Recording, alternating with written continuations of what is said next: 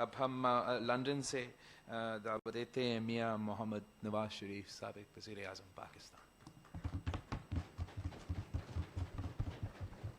بسم اللہ الرحمن الرحیم. محترم جناب آصف علی زرداری صاحب، جناب بلاول بھٹو زرداری صاحب، جناب مولانا فضل الرحمان صاحب،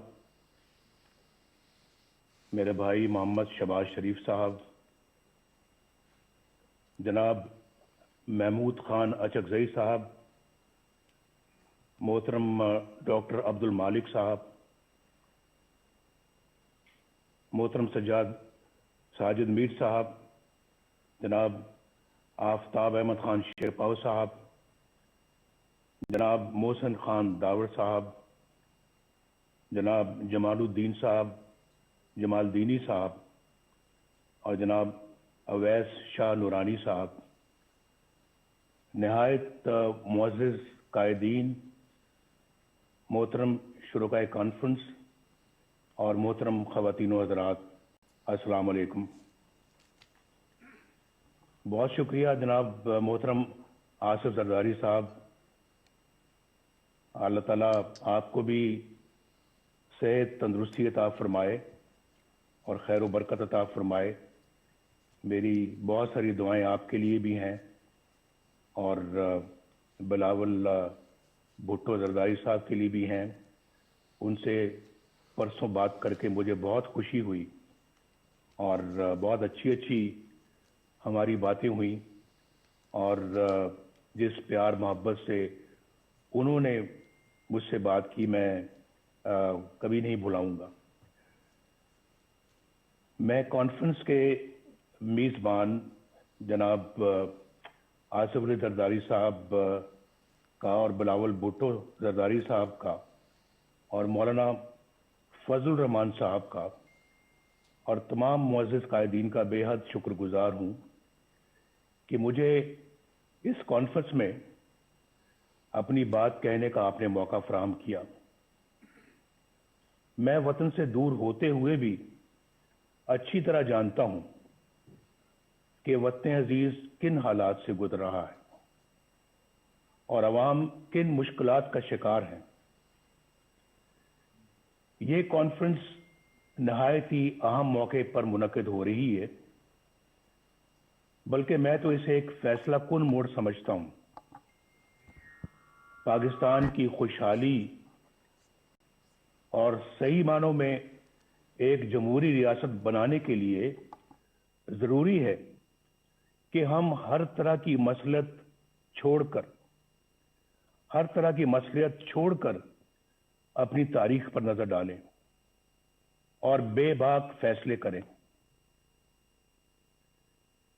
اور آج نہیں کریں گے تو پھر کب کریں گے؟ میں مولانا فضل الرحمان صاحب کی سوچ سے پوری طرح متفق ہوں کہ ہمیں رسمی اور روایتی طریقوں سے ہٹ کر اس کانفرنس کو بامقصد بنانا ہوگا، ورنہ قوم کو بہت مایوسی ہوگی. اور جو ابھی ٹرینڈ جناب آصف علی زرداری صاحب نے سیٹ کیا ہے، اسی کو آگے لے کے چلنا ہے. آپ سب جانتے ہیں کہ 73 برس سے پاکستان کو کن مسائل کا سامنا ہے. ان مسائل کی بنیادی وجہ صرف اور صرف ایک ہے، اور میں اپنے تجربے سے بول رہا ہوں. میرا بھی تجربہ الحمدللہ پاکستان کی پالیٹکس میں اور پاکستان کی خدمت میں کافی زیادہ ہے، اور میں یہ سمجھتا ہوں کہ پاکستان کو جو میں وجہ بتانا چاہ رہا ہوں وہ یہ ہے کہ پاکستان کو جمہوری نظام سے مسلسل محروم رکھا گیا ہے. جمہوریت کی روح عوام کی رائے ہوتی ہے، یعنی ملک کا انتظام وہ لوگ چلائیں جنہیں عوام اپنے ووٹوں کی اکثریت سے یہ حق دے. اور ہمارے آئین کی ابتدا بھی इन्हीं अल्फाज से होती है कि अल्लाह ताला ही कायनात का हाकिम मुतलक है, जिसका कोई शरीक नहीं। उसके तय करदा हदूद के अंदर रहते हुए पाकिस्तान के अवाम की तरफ से इस्तेमाल किया जाने वाला इख्तियार एक मुक़द्दस अमानत का दर्जा रखता है। आइन के मुताबिक हमारे जमहूरी निज़ाम की बुनियाद अवाम की राय पर है। दुनिया भर की जमहूरियतों का यही उसूल है। जब जमहूरियत की इस बुनियाद पर ज़रब लगती है और वोट की इज्जत को पामाल कर दिया जाता है, तो सारा जमहूरी अमल बिल्कुल बेमानी और जाली होकर रह जाता है। जब अवाम के मुक़द्दस अमानत में खयानत की जाती है और इंतखाबी अमल से पहले यह तय कर दिया जाता है कि किसको जिताना है और किसको हरवाना है, इंतखाबात में धांधली से मतलूबा नताइज हासिल कर लिए जाते हैं और रही सही कसर हुकूमत साजी के लिए जोड़ तोड़ में निकाल दी जाती है, तो अंदाजा लगाया जा सकता है कि किस तरह से अवाम को धोखा दिया जाता है और अवामी मैंडेट कैसे चोरी किया जाता है। बदकिस्मती से पाकिस्तान को इस तरह के तजर्बात की लेबोरेटरी बनाकर रख दिया गया है कि कोई नुमाइंदा हुकूमत बन भी गई तो उसे हर तरह की साजिश के जरिए से पहले बेअसर और फिर फारिग कर दिया जाता है। इसमें यह भी परवाह नहीं की जाती कि इससे रियासती ढांचा कमजोर होगा, अक़वाम आलम में जग हंसाई होगी और अवाम का रियासती इदारों पर से एतमाद उठ जाएगा।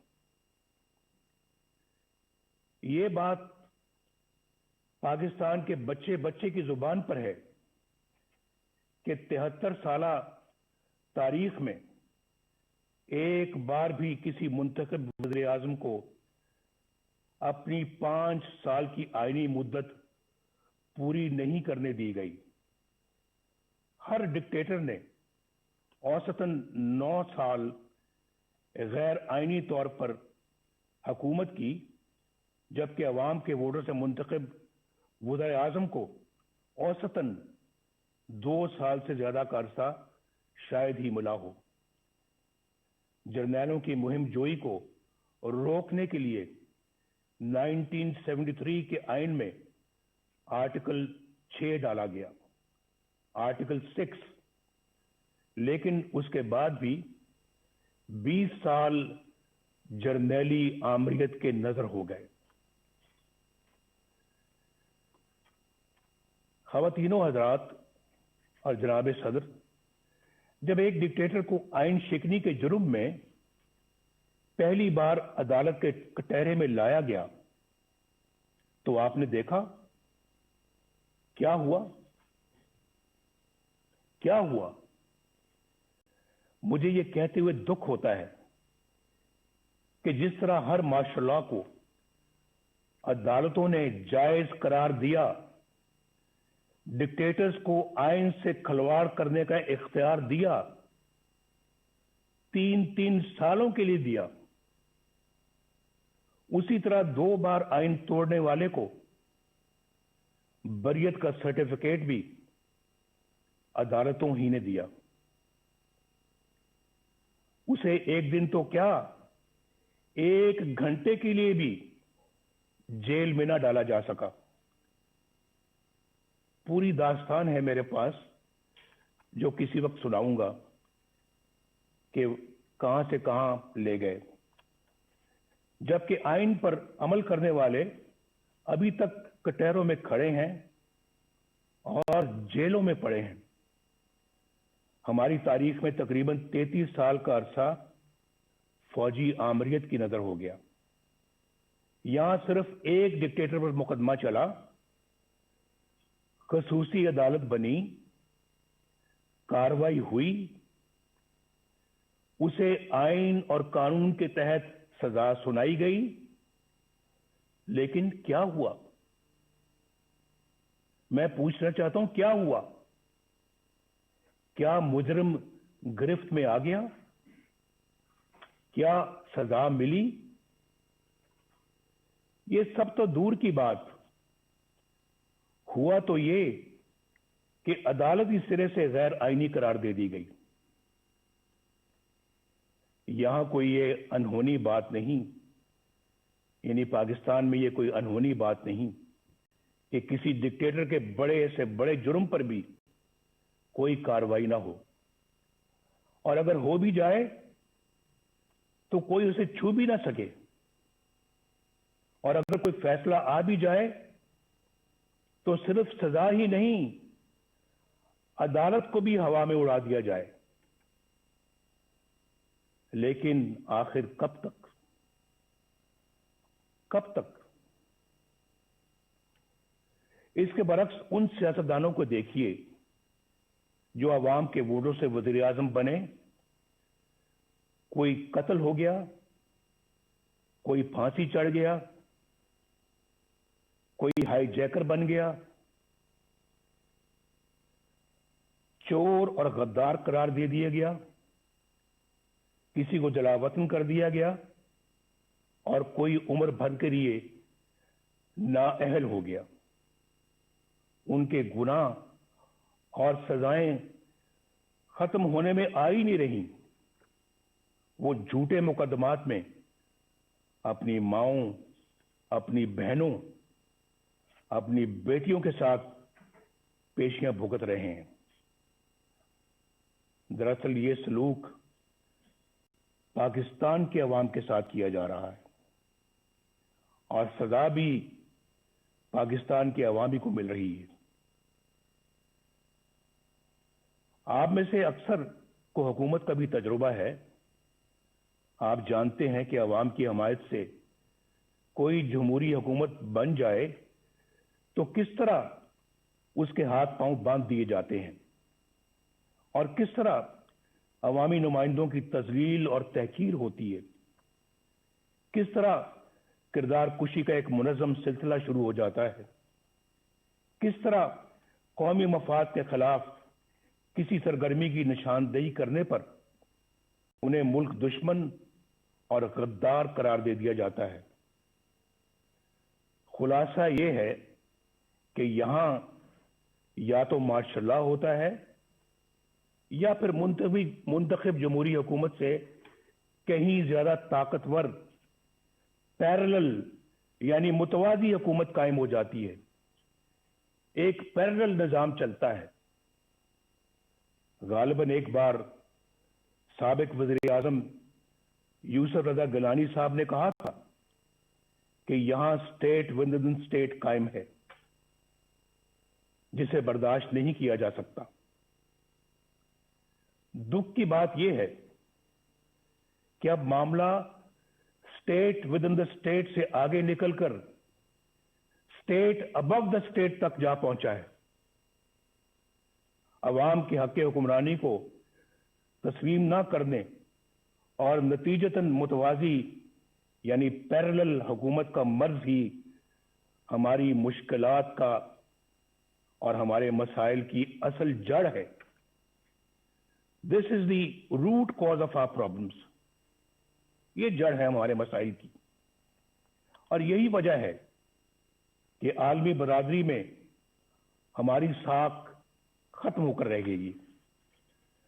2018 के इंतखाबात के बाद मुतअद्दिद मुल्की और गैर मुल्की इदारों की तरफ से इंतखाबी अमल की शफाफियत पर सवालात उठाए गए। मैं तो जेल में था, लेकिन खबरें मुझे सब मिलती रही हैं। बाज ने तो उन सीटों की तादाद भी बताई जहां धांधली की वजह से नताइज तब्दील कर दिए गए। उन हलकों की इतनी तादाद है कि अगर उनमें धांधली के जरिए नताइज तब्दील ना किए जाते तो बैसाखियों पर खड़ी ये हुकूमत कभी भी वजूद में नहीं आ सकती थी।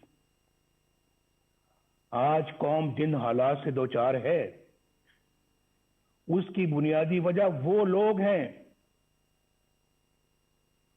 हैं जिन्होंने अवाम की राय के खिलाफ नाअहल हुक्मरानों को मुल्क पर मुसल्लत किया। इंतखाबात हाईजैक करके इक़्तिदार चंद लोगों को मुंतकिल कर देना बहुत बड़ी बददियानती और आइन शिकनी है। हम चंद रुपयों की खातिर डाका डालने वालों के लिए तो बड़ी से बड़ी सजा का तकाजा करते हैं, लेकिन अवाम के हकूक पर डाका डालना कितना संगीन जुर्म है, क्या किसी ने सोचा है? मुअज़्ज़िज़ ख़वातीन व हज़रात, क्या मैं ये पूछने की जिसारत कर सकता हूं कि 2018 के इंतखाबात में घंटों आरटीएस क्यों बंद रखा गया? गिनती के दौरान पोलिंग एजेंट्स को क्यों निकाल बाहर किया गया? इंतखाबात में धांधली क्यों कर की गई? किसके कहने पर की गई? किसके लिए की गई? और कौन से मफादात के लिए की गई?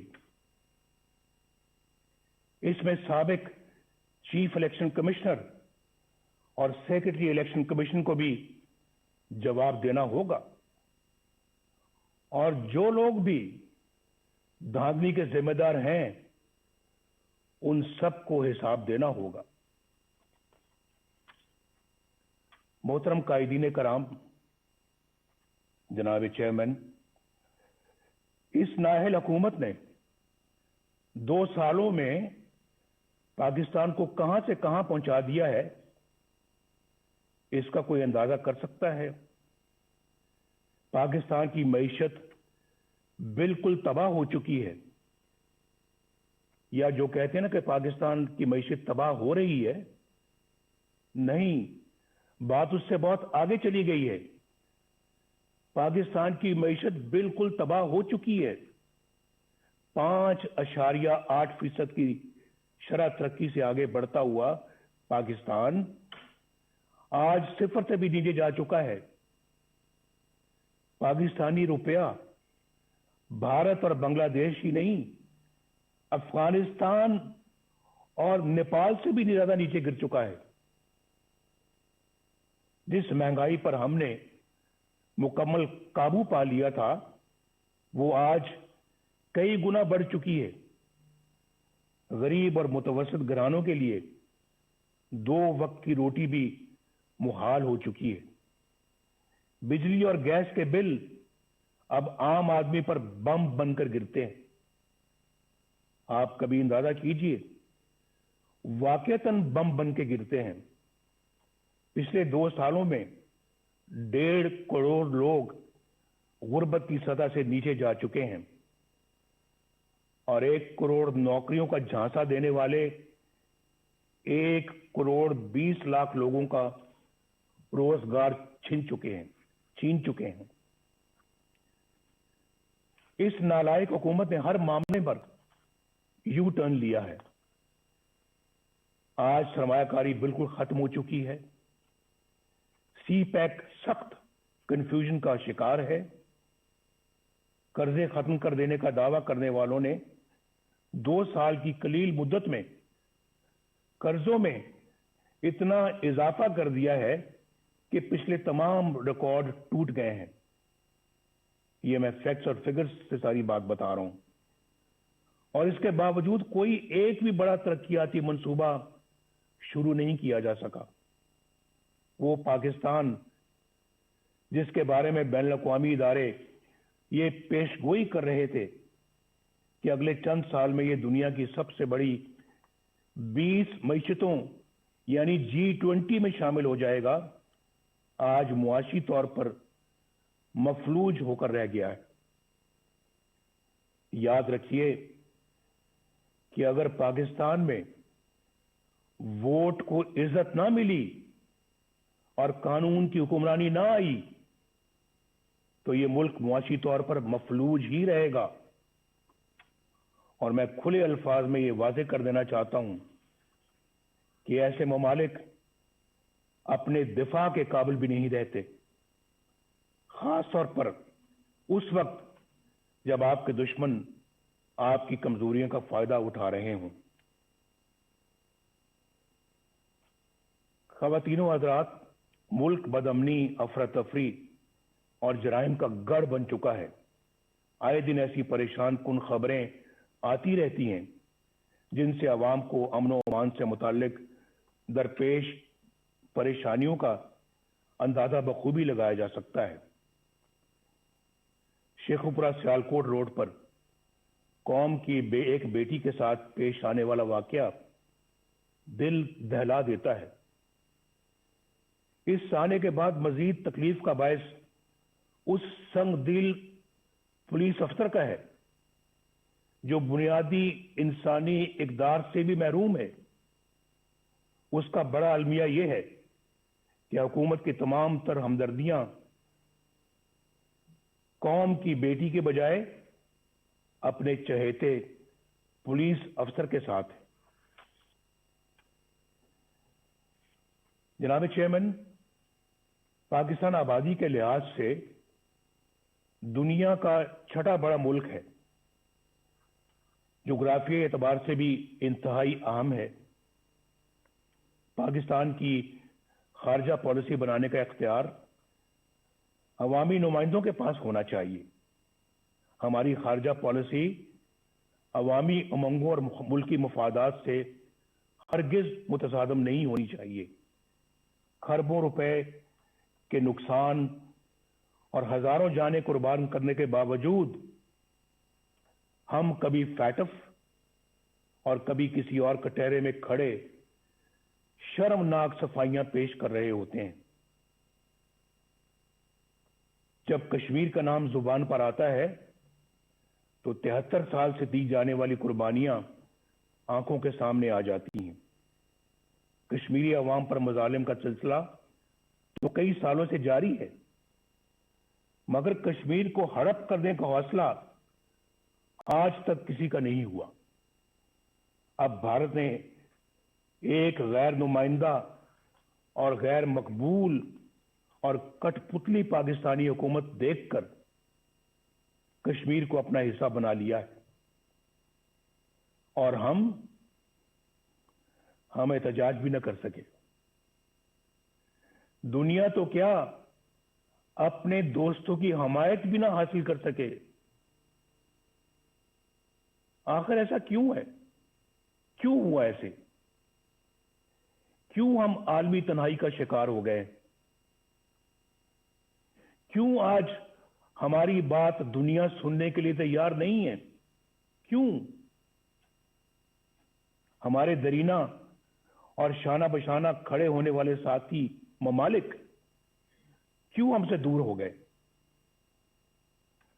शाह महमूद कुरैशी ने किस मंसूबे के तहत वो बयानात दिए जिनसे हमारे बेहतरीन दोस्त सऊदी अरब की दिलशिकनी हुई? पाकिस्तान को अपने दोस्त ममालिक की दिलदारी से एतराज करना चाहिए। ओआईसी एक अहम अदारा है जिसकी अफादियत तयशुदा है। पाकिस्तान ओआईसी के बानी ममालिक में शुमार होता है। पाकिस्तान को दीगर ममालिक के साथ मिलकर ओआईसी को मजबूत करना चाहिए।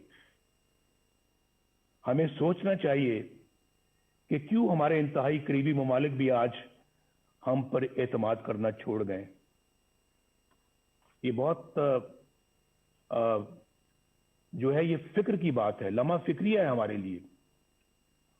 इस पे जरूर गौर होना चाहिए।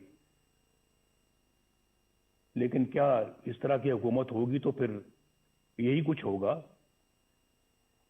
और आपकी खारजा पॉलिसी को बच्चों का खेल बना के रख दिया गया है। خواتین و حضرات، وقت آ گیا ہے کہ ان تمام سوالوں کے جواب لیے جائیں۔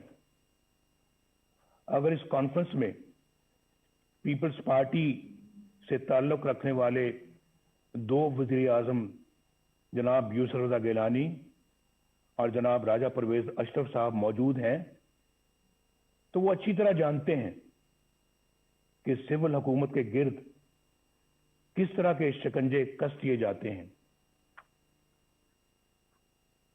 کس طرح ایسی کارروائیاں ہو جاتی ہیں جن کا وزیر اعظم کو علم ہی نہیں ہوتا۔ خود محترم زرداری صاحب کو بھی اس کا علم ہے کہ نہ وزیر اعظم کو نہ صدر کو علم ہوتا ہے، اور پھر ان کارروائیوں کی بھاری قیمت ریاست کو ادا کرنی پڑتی ہے۔ 4 سال پہلے اکتوبر 2016 میں قومی سلامتی کے امور پر بحث کے دوران جب توجہ دلائی گئی کہ ہمارے دوستوں سمیت دنیا بھر کے ممالک کو ہم سے شکایت ہے اور ہمیں اپنا احتساب خود کرتے ہوئے ایسے اقدامات کرنے چاہیے کہ دنیا ہماری طرف انگلیاں نہ اٹھائے، تو اسے ڈان لیکس بنا دیا گیا۔ ایجنسیوں کے اہلکاروں پر مشتمل جے آئی ٹی بنی، اندازہ کیجئے، جے آئی ٹی بنی۔ ثبوت تو کسی کے خلاف کچھ نہ تھا، لیکن پروپیگنڈا مشینوں کے ہاتھوں ہمیں اور مجھے بھی غدار اور ملک دشمن ٹھہرا دیا گیا۔ وزیر اعظم کے احکامات کو ایک ماتحت ادارے کے اہلکار کی طرف سے کی گئی ٹویٹ میں ریجیکٹڈ یعنی مسترد کا ٹائٹل عطا کر دیا گیا۔ آپ کو سب یاد ہوگا، سی پیک کو ناکام بنانے کا سلسلہ 2014 میں اس وقت شروع ہوا جب دھرنوں کے ذریعے چین کے معزز صدر کا دورہ ملتوی کروا دیا گیا۔ چین ہمارا دیرینہ اور مخلص دوست ہے جو پاکستان کے ساتھ ہر موقع پر شانہ بشانہ کھڑا رہا۔ پاکستان اور چین کے تعلقات مزید مستحکم کرنے میں اور سی پیک کے حوالے سے صدر شی جن پنگ کا کردار قابل تعریف ہے۔ سی پیک کا یہ عظیم منصوبہ حکومت کی اسی نااہلی کی نظر ہو رہا ہے جو زندگی کے ہر شعبے میں نظر آ رہی ہے۔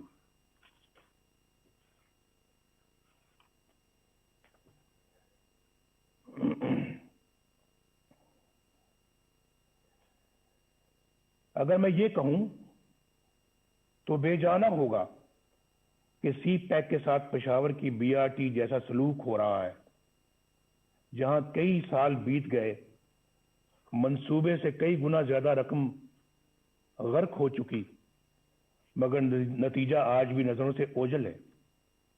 آئے دن کبھی دوران سفر بسوں میں آگ لگ جاتی ہے تو کبھی بارش ناقص تعمیر کا پول کھول کر رکھ دیتی ہے۔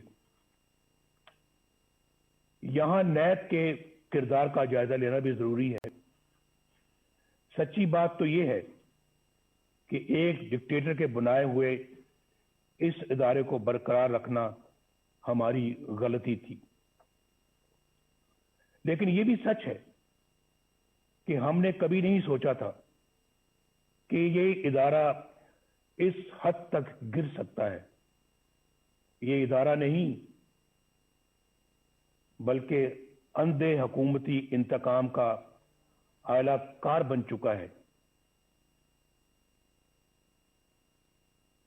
اس کے کئی سینئر اہلکاروں کے گھناؤنے کردار فاش ہو چکے ہیں۔ اس ادارے کا چیئرمین جاوید اقبال اپنے عہدے اور اختیارات کا انتہائی نازیبا اور مذموم इस्तेमाल करते हुए पकड़ा जाता है, मगर ना तो कोई इंक्वायरी होती है, ना एक्शन लिया जाता है, और ना ही शफाफियत के दावेदार इमरान खान पर कोई जूं रीतती है। उसके बावजूद ये शख्स डिटाई से अपने ओहदे पर विराजमान इंतकाम के एजेंडे पर धड़ल्ले से अमल करता है। लेकिन बहुत जल्द इंशाअल्लाह इन सब का यौमे हिसाब आएगा इंशाअल्लाह। बैनुल अक़वामी इदारे और हमारी आला अदालतें नैब के मनफी किरदार पर बड़ी वाज़ेह राय दे चुकी हैं। ये इदारा इंतहाई बुदबूदार हो चुका है और ये मुकम्मल तौर पर अपना जवाब खो चुका है।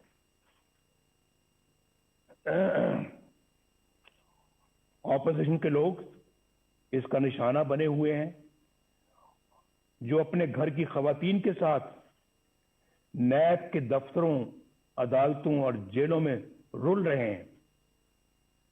जो नैब से बचता है उसे एफआईए के सुपुर्द कर दिया जाता है।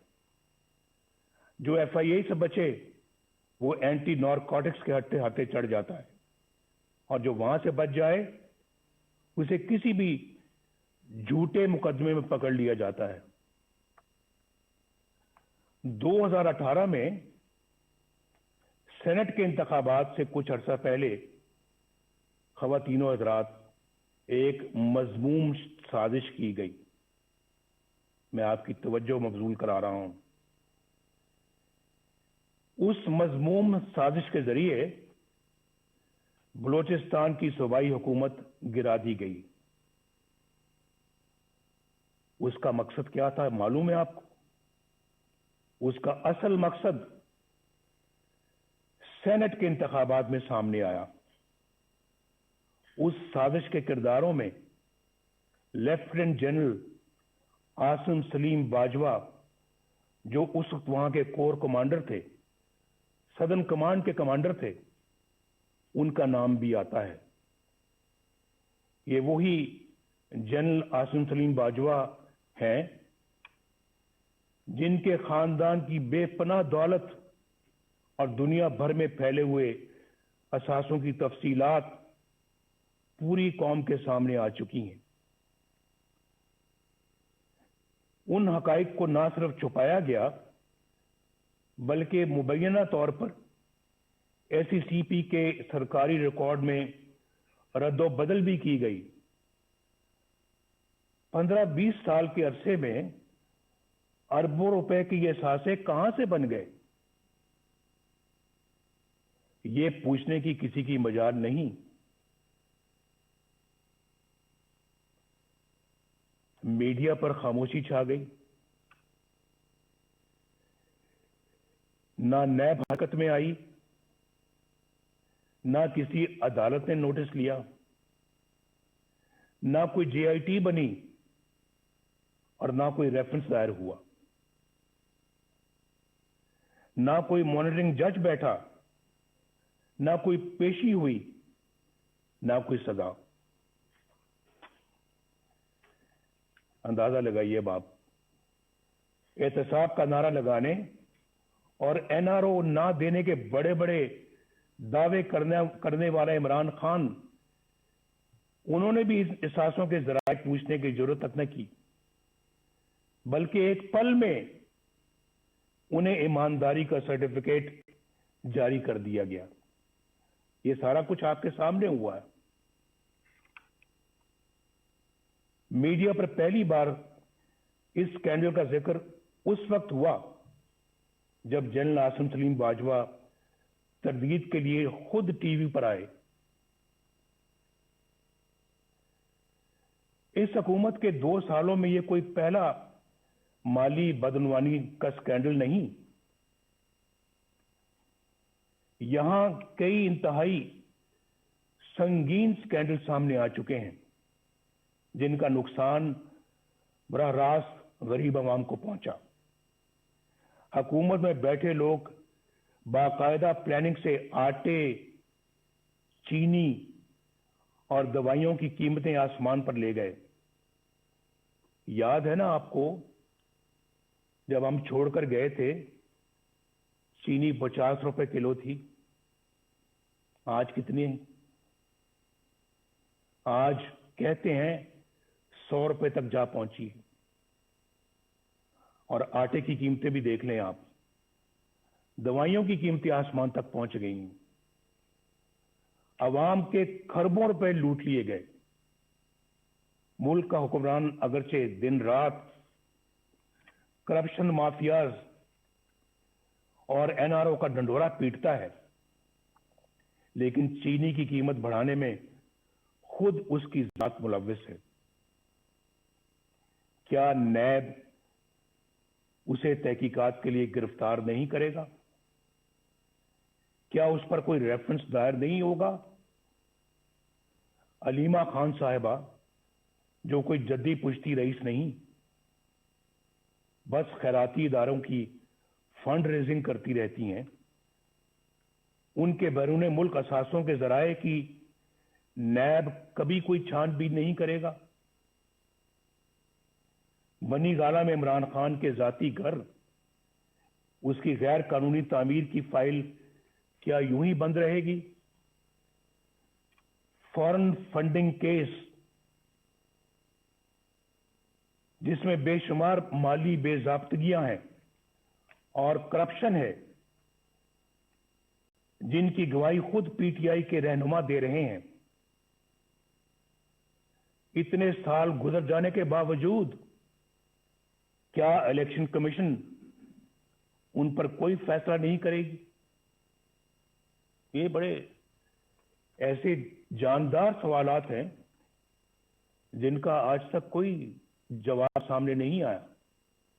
हम कब तक इंतजार करेंगे?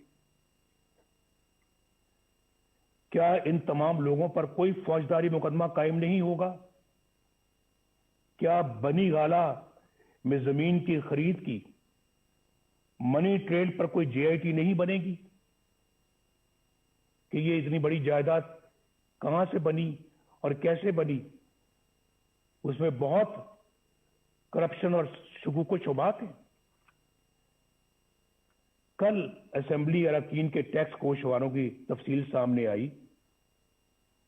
इमरान खान ने अरबों रुपए की जायदाद रखते हुए भी 2,83,000 रुपए का टैक्स दिया है।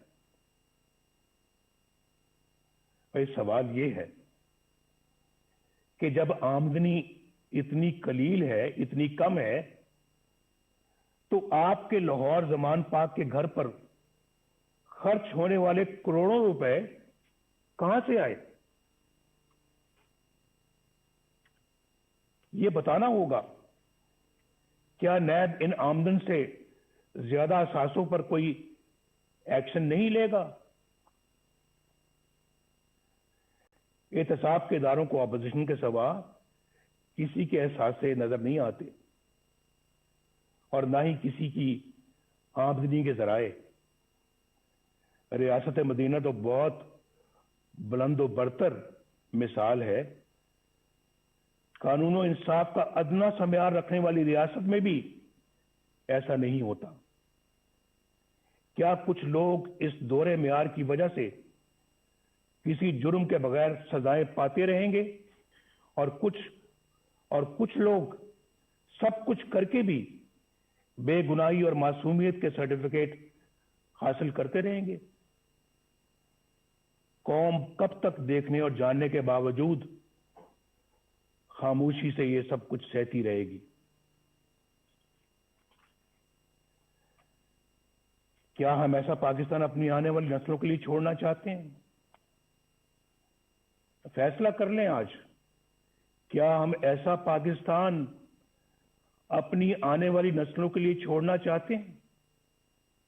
मैं तो कहूंगा नहीं, हरगिज नहीं, कभी भी नहीं, कभी भी नहीं। मुझे एक बड़ा पुराना एक शेर याद आ रहा है। दिल बुग़्ज़ो हसद से रंजूर न कर, ये नूर खुदा है, इसे बे नूर न कर। ना अहलो कमीना की खुशामद से अगर जन्नत भी मिले तुझको तो मंजूर न कर। मैं तो इन ख्यालात का हामी हूं, इस नजरिए का हामी हूं। ख़वातीनो हज़रात, मीडिया को रियासत का चौथा सतून कहा जाता है। इजहार की आजादी बुनियादी इंसानी हकूक में से एक है। अफसोस कि दीगर हकूक की तरह पाकिस्तानी आवाम से यह हक भी छीन लिया गया।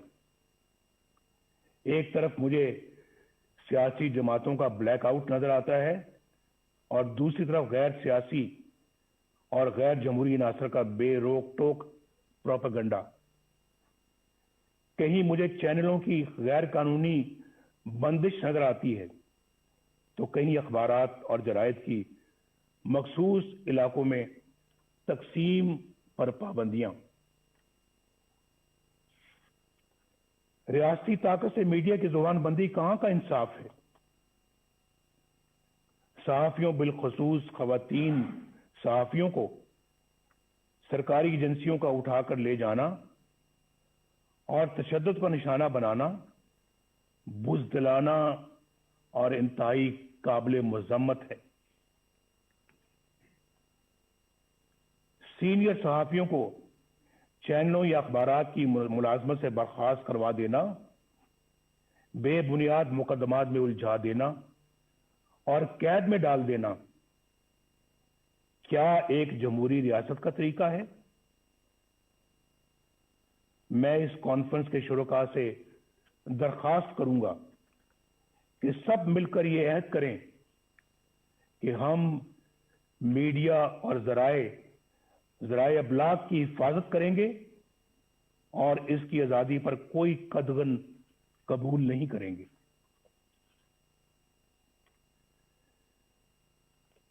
ख़वातीनो हज़रात, मोहतरम चेयरमैन बिलावल भुट्टो साहब,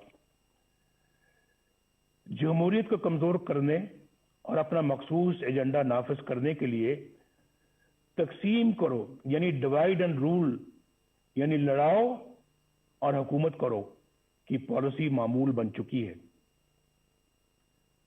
कुछ अर्सा पहले तक ये तकसीम सियासतदानों तक महदूद थी, जिन्हें मखसूस हलकों की तरफ से बुलाया, डराया और धमकाया जाता था। ये तरीका सियासी जमातें तोड़ने और फॉरवर्ड ब्लॉक बनाने या फिर मर्जी की पार्टियां बनाने के लिए इस्तेमाल होता रहा और आज भी होता है। महकमा ज़राअत को तो आप समझते ही हैं। आज हमें यह फैसला करना होगा कि हम एक हैं और कौमी मफाद की खातिर तकसीम होने से इनकार करते हैं। अगर हम ऐसा करने में कामयाब हो गए तो फिर यह कॉन्फ्रेंस कामयाब है। ऐसा करने में अगर हम कामयाब हो गए तो ये कॉन्फ्रेंस हमारी तारीख का बड़ा संगे मील बन सकती है। अब डिवाइड एंड रूल का ये हथियार वुकला, दानिश्वरों, ताजरों, सनतकारों और मीडिया के लिए इस्तेमाल हो रहा है, बल्कि अब उसका हदफ अदलिया भी है। जो जज इंसाफ और कानून की राह पर चलता है और दबाव में आने से इनकार करता है, उसे ओहदे से हटाने की साजिशें शुरू हो जाती हैं। जस्टिस शौकत अजीज सदीकी और जस्टिस काजी फायज ईसा की मिसालें हमारे सामने हैं। ये दोनों जज साहबान दयानतदारी, सच्चाई और अमानतदारी की शोहरत के हामिल हैं। आज तक किसी फोरम ने ये तहकीक जरूरी नहीं समझी کہ جسٹس شوکت عزیز صدیقی نے جو کچھ حلفن کہا، یعنی حلف پر کہا، اس کا بھی تو جائزہ لیا جائے۔ بعض امیر ججوں کے ساتھ یہاں ایسا ہی سلوک کیا جاتا ہے، انفارچونیٹلی۔ یہاں انصاف پسند اور امانت دار نہیں، بلکہ ایسے منصف تلاش کیے جاتے ہیں جو ان کے ہر جائز اور ناجائز مطالبات تسلیم کریں، ان کے جبر و استبداد اور بلیک میلنگ کے آگے سرے تسلیم خم کریں، نظریہ ضرورت بنائیں اور پروان چڑھائیں۔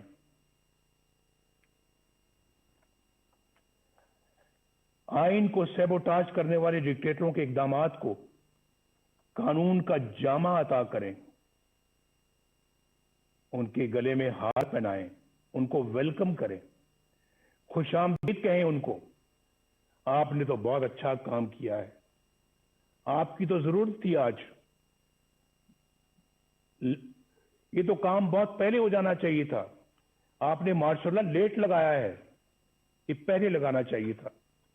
سب سے پہلے پلیٹ میں پھول لے کر ان کو پیش کیے جاتے رہے ہیں، اور پھر آرٹیکل 6 جیسے سنگین جرم کے ملزم کو آئین میں ترمیم کا اختیار عطا کیا جاتا ہے۔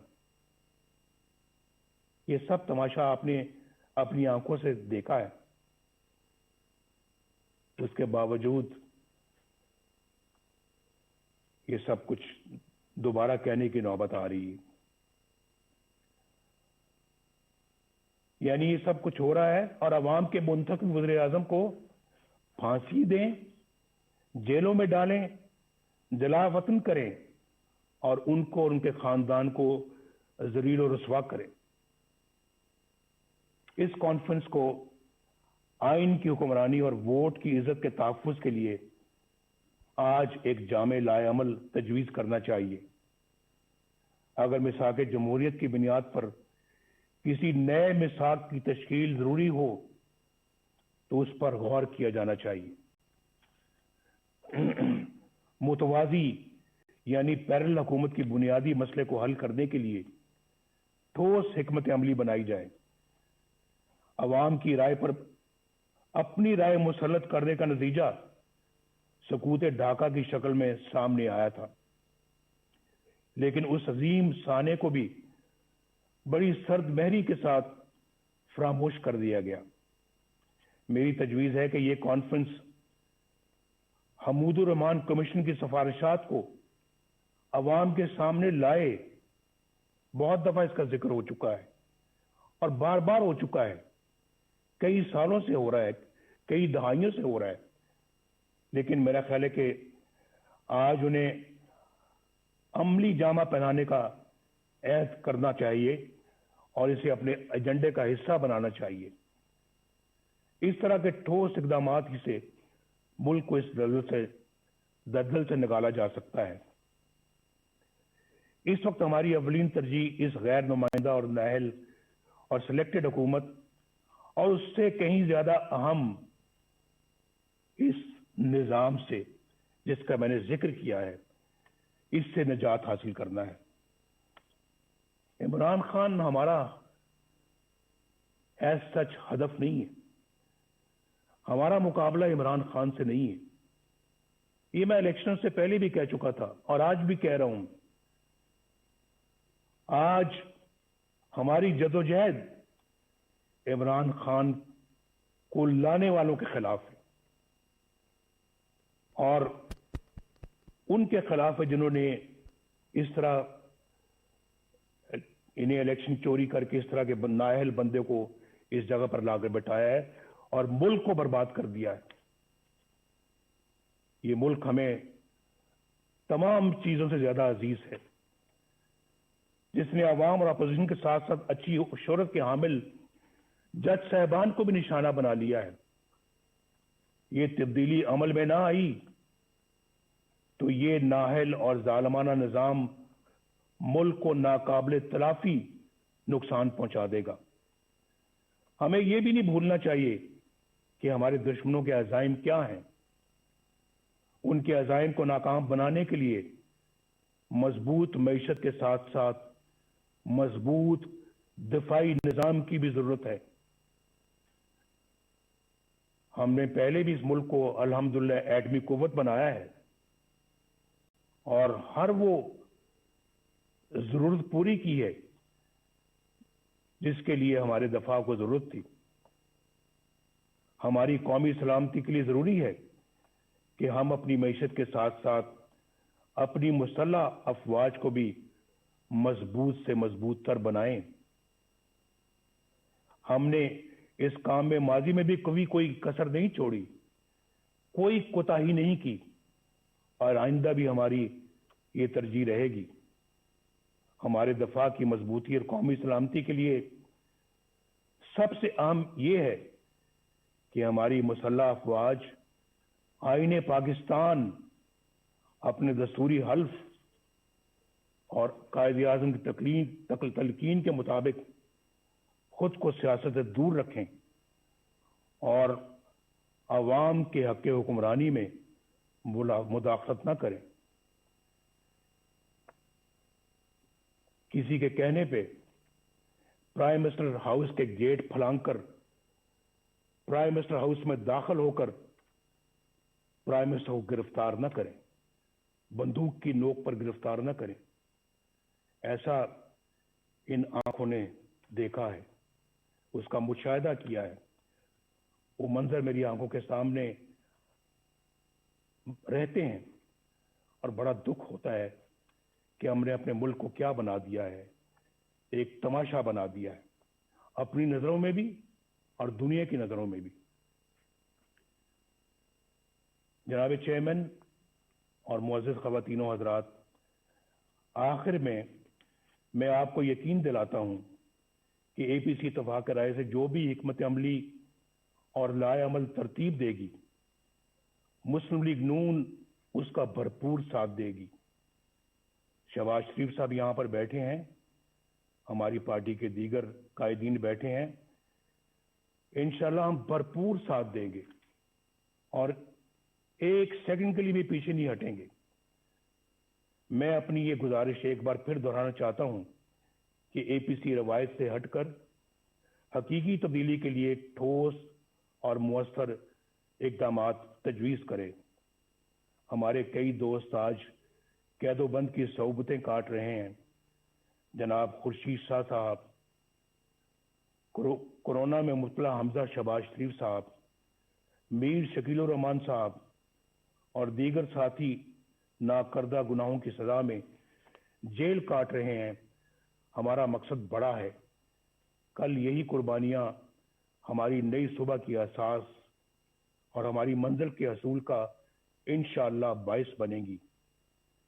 मैं आप सब कायदीन का बेहद शुक्रगुजार हूं और अपने मेज़बान जनाब बिलावल भुट्टो जरदारी साहब का भी दिल की गहराइयों से शुक्रिया अदा करता हूं कि मुझे आपने अपनी गुजारिशात पेश करने का मौका दिया।